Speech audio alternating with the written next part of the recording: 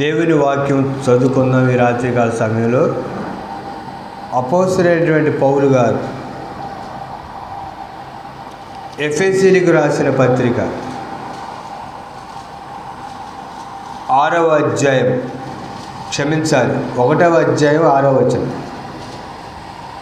అపోస్తలుడైనటువంటి పౌలు గారు ఎఫెసీయులకు రాసిన పత్రిక చూడండి. దేవుని యొక్క వాక్యము 1వ అధ్యాయము చదవండి 6వ వచనం.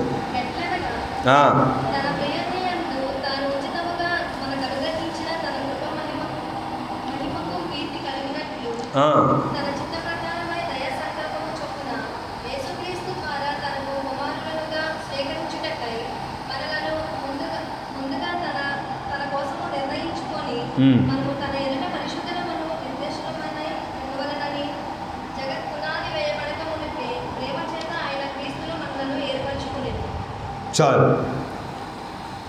చదవబడినటువంటి లేఖన భాగంలో నుండి ఈ రాత్రి దేవుని యొక్క వాక్యాన్ని విందాం. సంఘం అంటే ఏంటి?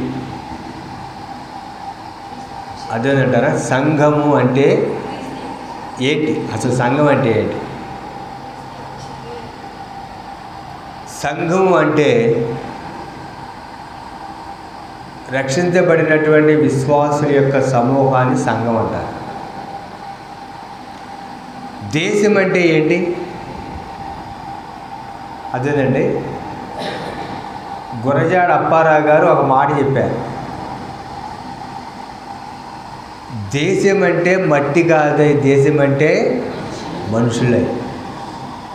అదే మీకు దేశం అంటే మట్టి కాదు, దేశం అంటే మనుషులు ఉన్నదాన్ని దేశం అంటారు. జనాభాతో ఉన్నదాన్ని ఊరు అంటారు. ఊరు కాని దాన్ని బయట ఉన్నదాన్ని ఏమంటారు? ఊరు బయట అంటారు. అలాగే సంఘము అంటే అర్థం ఏంటి తెలుసా? 4 గోడలతో కట్టబడినటువంటి నిర్మాణం కాదు సంఘం అంటే. విశ్వాసుల యొక్క సమూహాన్ని సంఘం అంటారు. అదే మీకు ఈ సంఘానికి దేవుడిచ్చినటువంటి ఆధిక్యత ఏంటి అనేది అపోస్తలుడైన పౌలు గారు ఎఫెసీ సంఘంలో రాశారు. ఎఫెసీ సంఘానికి అపోస్తలుడైన పౌలు గారు పత్రిక రాశారు. పౌలు గారి యొక్క 2వ మిషనరీ ప్రయాణంలో ఈ యొక్క ఎఫెసీ సంఘానికి వచ్చారు. ఆయన ఈ ఎఫెసీ సంఘంలో యూదులు ఉండేవాళ్ళు, అన్యజనులు కూడా ఉండేవాళ్ళు. ఈ ఎఫెసీ ప్రాంతంలో ప్రసిద్ధి చెందినటువంటి అర్తిమాదేవి అనేటటువంటి ఒక దేవాలయం కూడా ఉండేది. అక్కడ అనేక రకమైనటువంటి కార్యక్రమాలు జరుగుతూ ఉన్నాయి.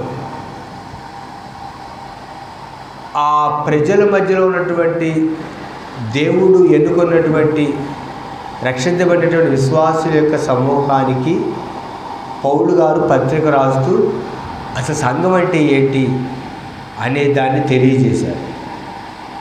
ఇక్కడ మనం చదువుకున్న లేఖన భాగంలో ఎట్లనగా తన ప్రియుని యందు, చాలండి, తన ప్రియుని యందు, తన ప్రియుడు అంట.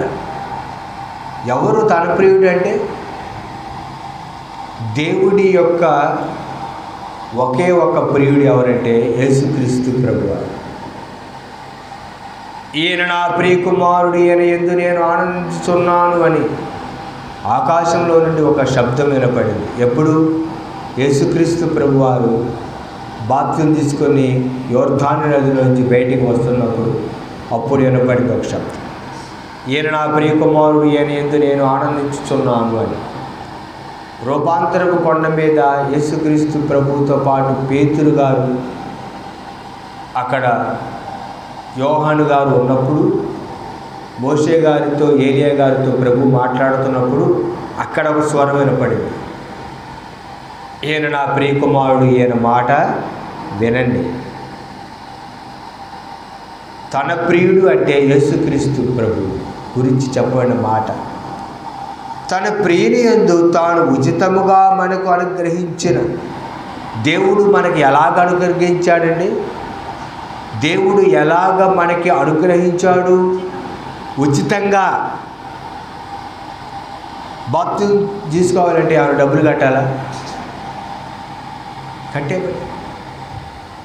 దేవుడు ఎలాగా మనకి ఇచ్చాడు? అది ఉచితంగా ఇచ్చాడు. రక్షణ భాగ్యం దేవుడు ఉచితంగా ఇచ్చాడు. అది దేవుడు కృప. అందుకే ఉచితంగా ఇచ్చాడు కాబట్టి దానికి ఏం తెలియట్లేదు అయ్యా అంటే విలువ తెలియట్లా. ఏం తెలియట్లా? విలువ తెలియట్లా. నా చేతిలో ఉన్నటువంటి పరిశుద్ధ గ్రంథం ఎంతో వెల చెల్లిస్తేనే కానీ, ఇతరులు దాన్ని డొనేషన్ చేస్తేనే కానీ, దాతలు సహకరిస్తేనే కానీ నా చేతిలో పరిశుద్ధ గ్రంథం తక్కువ ఖరీదుకి మనకు రావట్లా. అందుకనే బైబిల్ అంటే ఏమి లేదంటే విలువ లేదు. అదే అంటారా? అదే ఫోన్కి మనం ఏం చేస్తామంటే విలువ, దాన్ని భద్రంగా చూసుకోం. బైబిల్ ఏంటంటే విలువ లేదు, తక్కువ ఖరీదుగా అట్లా ఇసిరేస్తాం బైబిల్. దాని ఒక పుస్తకంలాగా చూస్తున్నాం. దేవుడు మనకిచ్చినటువంటి రక్షణ అనేది ఎలాగ వచ్చింది అయ్యా అంటే ఉచితంగా వచ్చింది. బేదలైన వారు ధన్యులు, పరలోక రాజ్యం మీది. ధనవంతులదే పరలోక రాజ్యం, పరలోకానికి వెళ్ళటం అయితే నీకు నాకు అవకాశం అనేది ఉండేది కాదు. ఎందుకంటే ధనవంతులు పరలోక రాజ్యాన్ని ఏం చేసేవాళ్ళు అంటే కొనుక్కునేవాళ్ళు, డబ్బు ఇచ్చి. ఈ భూమి మీద భూములు, స్థలాలు కొనుక్కున్నట్టు కొనుక్కునేవాళ్ళు. కానీ పేదలకు దేవుడు ఇచ్చినటువంటి గొప్ప అవకాశం ఏంటంటే ఉచితంగా పరలోక రాజ్యం. దేవుడు ఉచితంగా అనుగ్రహించిన తన కృపా మహిమకు కీర్తి కలుగునట్లు. సంఘం అంటే దేవుడికి సంఘం ఎలా ఉండాలంటే మహిమ తెచ్చేదిగా ఉండాలి. దేవుడికి సంఘం ఎలా ఉండాలంటే మహిమ తెచ్చేదిగా ఉండాలి. సంఘం అంటే గోడలు కాదు, రక్షించబడినటువంటి విశ్వాస సమూహం. అంటే విశ్వాసి దేవుడికి ఎలాగుండాలి? ఎలా ఉండాలంటే మహిమ తెచ్చేదిగా ఉండాలి.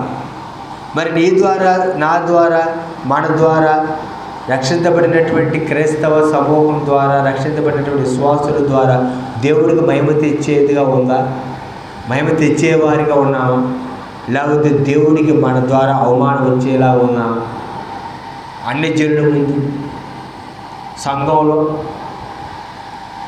నా ద్వారా దేవుడికి మహిమ వచ్చేలాగా ఉన్నామండి మనం, లేకపోతే అవమానం వచ్చేలాగా ఉన్నామా?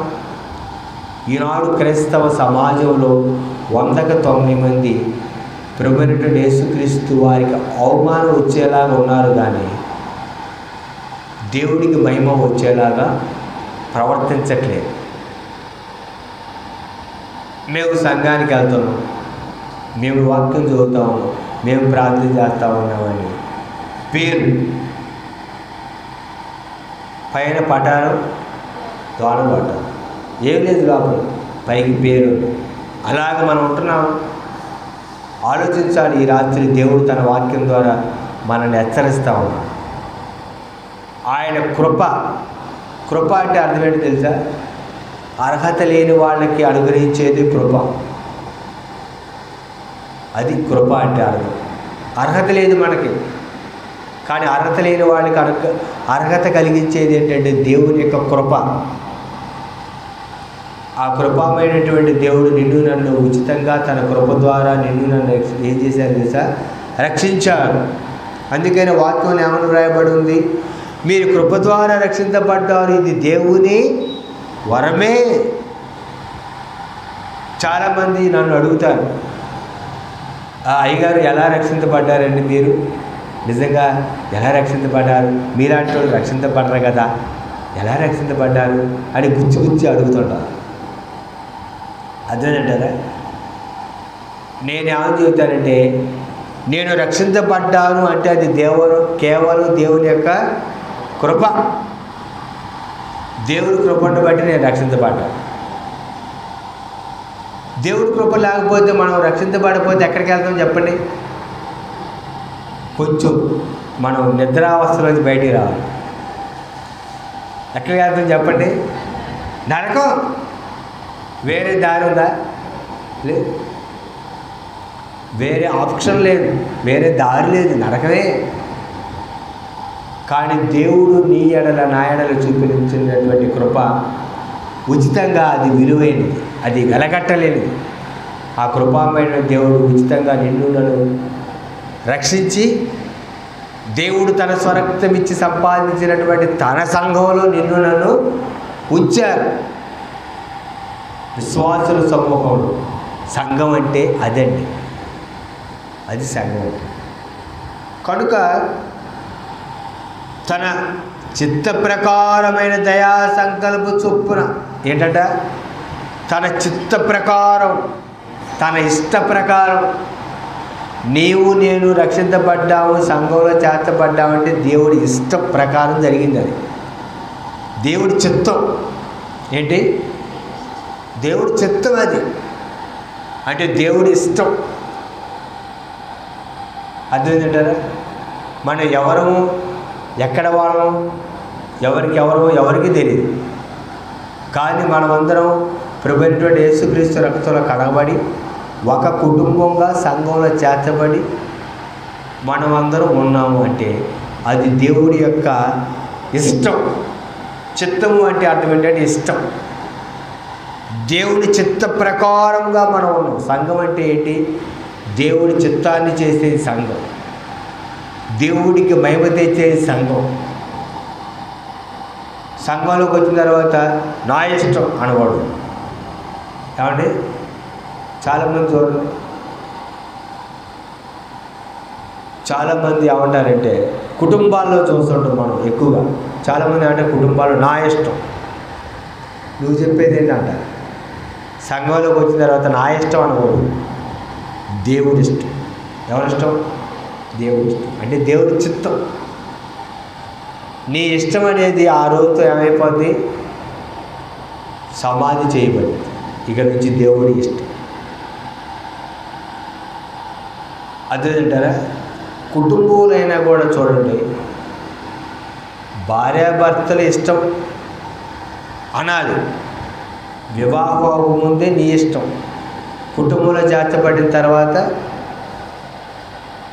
మా ఇష్టం అనాలి. మా ఇష్టం అంటే కుటుంబంలో ఉన్నటువంటి వాళ్ళందరి ఇష్టం. నా ఇష్టం అనే మాట రాకూడదు అక్కడ. నువ్వు చెప్పేది ఏంటి? నా ఇష్టం అనకూడదు అక్కడ. అదేంటారా? మా అనాలి. అలాగే సంఘంలోకి వచ్చిన తర్వాత కూడా నా ఇష్టం అనకూడదు, దేవుడి ఇష్టం, మన ఇష్టం. ఏకవచనం రాకూడదు, బహువచనం రాదు. కనుక తన చిత్త ప్రకారమైన దయా సంకల్ప చొప్పున ఏంటి? దయా. దేవుడు దయ. నీవు నేను రక్షించబడటం అంటే దేవుడు దయ లేకపోతే నీకు నాకు రక్షణ లేదండి. దేవుడు దయ చూపించబట్టి, దయా సంకల్పం అంటే ఆయన యొక్క ఆలోచన, ఆయన యొక్క కోరిక,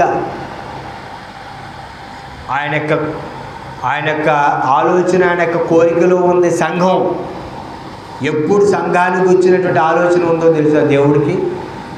జగత్ పునాది వేయబడక ముందే. ఎప్పుడు? జగత్తు పునాది వేయబడక ముందే నిన్ను నన్ను దేవుడు ఏర్పరచుకున్నాడు. ఎందుకంటే జగత్తు పునాది వేయబడక ముందే దేవుని యొక్క సంకల్పంలో యేసుక్రీస్తు ప్రభువారు శిలువలో రక్తం కార్చి ప్రాణం పెట్టి నిన్ను నన్ను రక్షించాలని దేవుడి సంకల్పం ఉంది. కాబట్టి ఆయన సంకల్పంలో, ఆయన దయలో నీవు నేను రక్షించబడి, అది సంఘానికి వచ్చినటువంటి ఆలోచన, సంఘానికి వచ్చినటువంటి ప్రణాళిక దేవుడు అప్పుడే కలిగి. కనుక తన చిత్త ప్రకారమైన దయా సంకల్ప చొప్పున యేసుక్రీస్తు ద్వారా తనకు కుమారులుగా స్వీకరించుటకై, ఎలా స్వీకరించాలి? కుమారులుగా స్వీకరించాడు దేవుడు. కుమారులుగా స్వీకరించాడు. సంఘం అంటే ఎవరంటే స్వీకరించబడిన వాడు సంఘం. స్వీకరించడం అంటే స్వీకరించారు అంటే అంగీకరించినటువంటి వాళ్ళే సంఘం. అంగీకరించినటువంటి వాళ్ళే సంఘంగా ఉన్నారన్నమాట.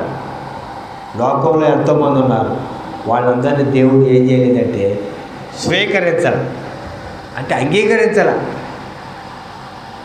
అంటే సమాజంలో ఉన్నటువంటి వారు ఏంటంటే దేవుడి వాక్యం వినబడినప్పుడు దానికి లోబడి నేను పాపినని గ్రహించి పశ్చాత్తాపడి దేవుడి యొక్క సన్నిధికి రాలా, పరిశుద్ధాత్మ దేవుడి యొక్క సహాయంతో రాలా. ఎవరైతే నేను పాపినని గ్రహించి దేవుడు నా పాపాల కొరకు రక్తం కాచాడు, ప్రాణం పెట్టాడని గ్రహించి ప్రభువుని అంగీకరించి ఎవరైతే వచ్చారో వాడు ఎవరంటే స్వీకరించబడినటువంటి వాడు సంఘం. సంఘం అంటే అది అర్థం, స్వీకరించారు అది అర్థం. మనలను ముందుగా తన కోసం నిర్ణయించుకొని, మనల్ని ఎప్పుడు నిర్ణయించుకున్నాడు దేవుడు? ముందుగానే నిర్ణయించుకున్నాడంట. నిర్ణయించటం అదేంటారా? నిర్ణయించారు అంటే మనం ఎవరెవరైతే అక్కడ రాసుకున్నారు. అదేంటారా? లోన్లు ఇచ్చేటప్పుడు చూడండి, లోన్ ఇచ్చేటప్పుడు మీ అందరికీ తెలుసు, అయిపోయింది, పేర్లు రాశారు, అందరినీ నిర్ణయించేశారు, పేర్లు అయిపోయింది. కొత్త వాళ్ళకి ఎవరికి లోను చెప్పండి అమ్మా, మీకు తెలిసిన విషయం. కొత్త వాళ్ళకి ఎవరికి అంటారు లోను, ఆల్రెడీ ఆడ పేర్లు నిర్ణయించి రాసేసారు, వెళ్ళిపోయింది పైకి అంటారు లేదా? అది నిర్ణయించడం అంటే ఎవరెవరు రక్షించబడాలి ఏంటని దేవుడు నిర్ణయించారు. ఎందుకంటే అందరూ దేవుడి ప్రణాళికలు రావట్లా, దేవుడు పిలుస్తున్నా కూడా అందరూ రావట్లా. అదేంటారా? దేవుడు నిర్ణయించుకున్నటువంటి వారు దేవుని పిల్లలు, వాళ్ళే సంఘం. ఎందుకంటే దేవుడు మనం నిర్ణయించారు. అనుకున్నావు నువ్వు ఎప్పుడైనా నేను యేసు ప్రభువుని నమ్ముకుంటా, దేవుని యొక్క సన్నిధికి వస్తా, రక్షించబడతా, దేవుని యొక్క సంఘంలో ఉంటా అని ఎప్పుడైనా నీవు అనుకున్నావు? ఆ విధంగా అనుకోలేదు? చెప్పండి. నేనైతే అనుకోలేదండి. నేనైతే ఎప్పుడు అనుకోను నా జీవితం. కేవలం యేసుక్రీస్తు కృప, ఆయన దయ. అదేంటంటారా? ఆయన నిర్ణయించుకున్నారు అప్పుడే. ఎందుకు నిర్ణయించాడు దేవుడు మనల్ని తెలుసా? తనకు కుమారునిగా, తనకు కుమార్తెగా ఉండటానికి నిర్ణయించుకున్నాడు. ఎవరు నువ్వంటే నేను దేవుని కుమారుని అని చెప్పాలి. ఎవరు బట్టి మనం? దేవుని కుమారుడు, దేవుని కుమార్తెలు. దేవుడు మనిషి. ఎవరు మనిషి? దేవుడు మనుషులమా, దెయ్యాల మనుషులమా? మనం ఎవరు మనుషులు? నిజంగా దేవుడు మనుషులమేనండి మనం, లేకపోతే దెయ్యం మనుషులమా? అప్పుడప్పుడు దెయ్యం లక్షణాలు మళ్ళీ కనపడుతుంటాయి. అదేంట అంటే అప్పుడు మారుతాడు. ఒకప్పుడు మనం దేవుడు మనుషులమే, కానీ అపవాది మనుషులుగా అయ్యాం. మరలా దేవుడు తన యొక్క పిల్లలుగా దేవుడు మరలా మనల్ని మలిచాడు. ఇప్పుడు మరలా మనం సంఘంగా ఉన్న మనం మరలా ఏమవ్వకూడదంటే దెయ్యం మనుషులు అవ్వకూడదు. చూడండి, కొన్నిసార్లు మాట్లాడేటప్పుడు ఏమన్నా ఏంటి అట్లా మాట్లాడుతున్నావేంటి? కొంచెం బుద్ధి తక్కువగా ఉన్నటువంటి ఆమె, బుద్ధి తక్కువగా ఉన్నటువంటి ఆయన ఏంటి అట్ట మాట్లాడుతున్నావేంటి అంటారు. అంటే అలా మాట్లాడకూడదు కానీ ఏంటి అట్ట మాట్లాడుతున్నాం అంటారు. అంటే కొంచెం అప్పుడు ఏమైనట్టు, మనలో ఏమైనట్టు అంటే మార్పు వచ్చినట్టు. ఎవరైనా మన తెలిసిన ఏమంటారు అప్పుడు, అవేంటి అట్ట మాట్లాడింది ఏంటి, అట్ట మాట్లాడితే ఎందుకు మాట్లాడింది, ఏదో మార్పు వచ్చింది. అలా దేవుడి కుమారుడిగా కుమార్తెలుగా ఉండవలసిన మనం ఆయన కుమార్తెలుగా ఉండాలి. దేవుడు ఏమన్నాడు తెలుసా? ఇజ్రాయేల్ ప్రజల్ని, యూదుల్ని, మేము అబ్రాహాము పిల్లలు అంటే దేవుడు ఏమన్నాడు? అబ్రాహాము కొన్న క్రియలు మీరు లేవన్నాడు. మేము దేవుడి పిల్లలు అంటే యేసుక్రీస్తు ప్రభువారు ఏమన్నారు? మీరు అపవాది పిల్లలు, దేవుడి పిల్లలు కాదు. వాడు అబద్ధికుడు, అబద్ధానికి జనకుడు, వాడి పిల్లలు మీరు అన్నారు లేదు యేసుప్రభు వారు. ఎందుకంటే వాడి లక్షణాలు ఉన్నాయి కాబట్టి. మనలో దేవుడి లక్షణాలు ఉండాలి, దేవుడి పిల్లలుగా. ముగిస్తా నేను. మనలను తన ఎదుట పరిశుద్ధులమును నిర్దోషులమునై ఉండవలనని జగత్తు పునాది వేయబడక ముందే ప్రేమ చేత ఆయన క్రీస్తులో మనలను ఏర్పరచుకొనెను. ఇందాక చెప్పినట్టు మనము తన ఎదుట ఎలా ఉండాలి? పరిశుద్ధులుగా. సంఘం అంటే ఏంటి? పరిశుద్ధుల యొక్క గుంపు, సమూహం. మనం పరిశుద్ధులుగా ఉంటున్నామా, అపరిశుద్ధులుగా ఉంటున్నామా? ఎలా ఉంటున్నాం?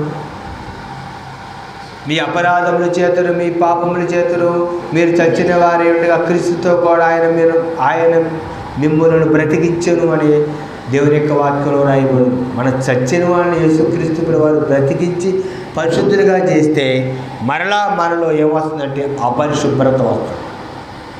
పరిశుద్ధులుగా ఉండవలసిన వారు మనం అపరిశుద్ధులుగా ఉంటాం. కనుక మనం అపరిశుద్ధులుగా ఉండకూడదు, పరిశుద్ధులుగా. తర్వాత అక్కడ రాయబడిన మాట ఏంటి తెలుసా? నిర్దోషులుగా. ఏమండి? నిర్దోషులమై ఉండవలెనని తన ఎదుట పరిశుద్ధులమును నిర్దోషులమై ఉండవలెనని. నిర్దోషులుగా ఉండాలంట. ఎలా ఉండాలి? నిర్దోషులుగా. దేవుడు చూస్తుంటే మనం నిర్దోషులుగా కనపడుతున్నామా? ఆయన దృష్టికి అపరిశుద్ధులుగా కనపడుతున్నామా? దేవుడు చూస్తుంటే మనల్ని ఆయన దృష్టికి దోషులుగా ఉన్నామా, నిర్దోషులుగా ఉన్నామా? ఎలా ఉన్నావు దేవుడి దృష్టికి? నీ దృష్టికి నువ్వు ఎలా ఉంటావంటే నిర్దోషిగా ఉంటావు. ఎలా ఉంటావు? నిర్దోషి. నా దృష్టికి నేను నిర్దోషిగా ఉంటాను, మీ దృష్టికి మీరు నిర్దోషిగా ఉంటారు. పక్కన వాళ్ళతో పోల్చుకుంటే నేను నిర్దోషిని అనే ఆలోచన కలిగి ఉంటాను. ఒకరి మార్గము వాళ్ళకి ఎలా కనపడుతుంది అంటే మంచిగా కనపడుతుంది అంట. తుదుకు ఆ మార్గం ఎక్కడ తీసుకెళ్ళింది? నాశనానికి. అర్థమైందంటారా? బీడీ తాగేవాడికి బీడీ తాగటం మంచిగా అనిపించింది. అర్థమైందంటారా? కానీ పక్కనోడికి అది ఇబ్బంది కూడా. నేను మొన్న మధ్య ఒక చోటుకి వెళ్ళి మాట్లాడుతూ ఉంటే ఒకళ్ళు అన్నారు, అర్థమంటారా? మీకు చెప్తున్న వినండి. అంటే నిర్దోషులు, దోషులు అంటే వాటికి మధ్య ఉన్నటువంటి వ్యత్యాసం. నేను ముగిస్తా, టైం అయిపోయింది. డిఫరెంట్ నేను మీకు చెప్తాను. ఒక ఆవిడతో నేను మాట్లాడుతుంటే ఆ మంది అదేంటారా, ఆమె నవ్వుతూ మాట్లాడుతూ నేను అన్నాను, ఏమ్మా మన ఊళ్ళో అందరూ ఆడవాళ్ళందరూ తాగుతారంటగా అని అంటే నవ్వుతూ అంటుంది, తాగుతూ అయ్యగారు మేము కూడా తాగుతూ అంటుంది. నేను అన్న పాపము కదమ్మా అది, తాగటం అనేది దేవుడి దృష్టిలో పాపంగా అంటే అదెట్ట పాపం అయ్యగారు అంటాను. అదేంటారా? అది పాపం అమ్మ, తాగకూడదు. ఏదో కొంచెం తాగుతాం, అదెట్ట పాపం అండి. ఇప్పుడు జిల్లేడు పాలు కొన్ని ఉన్నాయి. మంచి పాలు ఒక గ్లాస్ తాగి జిల్లేడు పాలు కూడా ఏంటి అవి పాలేగా, జిల్లేడు పాలు కాదండి. జిల్లేడు పాలు కూడా ఒక పాలేగా అయ్యారు. కొంచెం తాగితే ఏమైందంటే జిల్లేడు పాలు అయితే చచ్చిపోతుంది. జిల్లేడు పాలే, గేదె పాలు, ఆవు పాలు పాలే. అయ్యి పాలు, ఈ పాలు. ఈ తాగితే బతుకుతాం, ఆరోగ్యం ఉంటాం. అవి తాగితే చచ్చిపోతాం. పాపం అనేది విషం నాటి. పాపం అనేది మనలోకి వైరస్ లాగా వెళ్ళిపోవాలి. అదేంట నిర్దోషులుగా ఉండాలి దేవుని దృష్టిలో. ఎలా ఉండాలి? దోషులుగా ఉండకూడదు. నా పాపాల కొరకు యేసుక్రీస్తు ప్రభువారు దోషిగా పిలాతు ముందు నిలబడ్డాడు. నీ దోషం నా దోషం ఆయన మీద చేసుకున్నాడు. ఆయన నిర్దోషిగా అయ్యాడు. ఎందుకో తెలుసా? నన్ను నిర్దోషులుగా చేయటానికి. ముగిస్తాను నేను. నిర్దోషులమై ఉండవలెనని జగత్తు పునాది వేయబడక మునిపే ప్రేమ చేత ఆయన క్రీస్తులో మనల్ని ఏర్పరచుకొనెను. ఎలాగా? ప్రేమ. ఏంటంటే సంఘము అంటే ప్రేమించబడినటువంటి సమూహం. ఏర్పరచుకున్నాడంట ఆయన మనల్ని ప్రేమ చేత. ప్రేమ. ఈ ప్రపంచంలో మరణం కంటే బలమైంది ఏంటో తెలుసా? ప్రేమ. మరణం కంటే బలమైంది. అర్థమైందంటారా? ఈ ప్రపంచంలో ఏదైనా ఉందంటే బలమైంది ప్రేమ. దానికి మించింది ఈ ప్రపంచంలో ఏది? అది ఏంటో తెలుసా? దేవుని ప్రేమ. ఆయన ప్రేమ ఆర్పజ్వాలన అగ్ని అని. ఆయన ప్రేమ సముద్రం అంతా విశాలమైనది ప్రేమ. ఆ ప్రేమపైన దేవుడు నిన్ను ప్రేమించి తన రక్తం ఇచ్చి కొని సంఘంగా నిన్ను నన్ను ఏర్పరచుకున్నాడు. అది సంఘం అంటే. ఏర్పరచబడిన వారు, ప్రేమించబడ్డవారు, నిర్ణయించబడిన వారు, నిర్దోషిగా ఉండవలసిన వారు, పరిశుద్ధులుగా ఉండవలసిన వారు, జగత్ పునాది వేయబడక ముందే నిన్ను నన్ను దేవుడు ఏర్పరచుకున్నాడు. సంఘం అంటే అదే. అది సంఘం అంటే. కనుక సంఘానికి దేవుడు ఇచ్చినటువంటి ఆధిక్యత అది తెలియట్లే చాలామందికి. అదే సంఘం అంటే ఏంటి అనేది చాలామందికి తెలియట్లేదు. ఏదో వస్తున్నాం, పాటలు పాడుతున్నాం, అయ్యగారు వాక్యం చదువుతున్నారు, వింటాను, వెళ్ళిపోతాం. అది కాదు సంఘం. సంఘము అంటే ఒకే మనసు కలిగినటువంటి సహవాసం. ఏంటి? సహవాసం. సంఘం అంటే ఇతరులతో సహవాసం. దేవుడు మొట్టమొదటిగా దేవుడితో సహవాసం. దేవుడు పోలిగా సృష్టించబడినటువంటి మానవుడితో సహవాసం. సంఘం అంటే సహవాసం. కనుక నిజంగా సంఘం అంటే ఏంటో మనం తెలుసుకుంటే ఈ రాత్రి ఆయన ప్రాణత్యాగాన్ని గుర్తించిన నీవు సంఘం యొక్క విలువేంటో దేవుడు తెలియజేశాడు.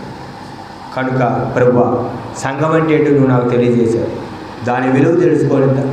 ఆ ప్రకారం నడుచుకుంటూ నీ కృప దయచేయండి అని ప్రార్థన చేసుకున్నాం. అట్టి కృపా ప్రభు మనకు అనుగ్రహించిన గాక. ఆమేన్. తల వంచండి, ప్రార్థన చేసుకున్నాం. ఈ రాత్రి కళ్ళు మూసుకొని ప్రార్థన చేసుకున్నాం.